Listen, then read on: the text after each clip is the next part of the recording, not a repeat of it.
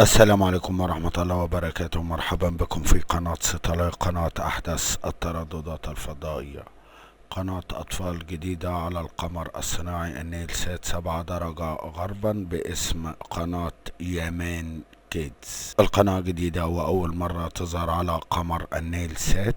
القناة في مرحلة البث التجريبي وبدأ بلوجو متحرك، وهتبدأ البث الفعلي يوم عيد الفطر المبارك. وده اسم القناة على لوحة الرسيفر، يمن كيدز. القناة يمنية.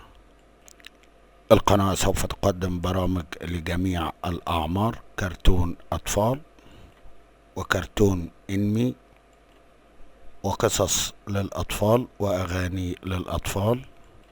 القناة بتعمل بصيغة SD، يعني بتستقبل بأي رسيفر عادي على التردد 11430، معدل الترميز 27500، الاستقطاب عمودي.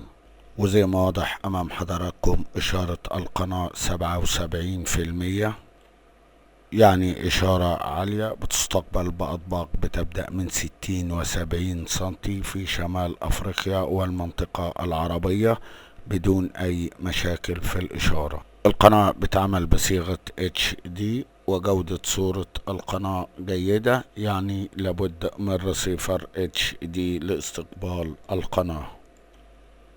القناة جديدة وأول مرة تظهر على قمر النيل سات، ومكتوب على برمو القناة قريبا في عيد الفطر المبارك، يعني القناة هتفتتح في عيد الفطر المبارك. مشاهدة ممتعة، ولا تنسوا الاشتراك في قناة ستلايت وتفعيل زر الجرس. والسلام عليكم ورحمة الله وبركاته.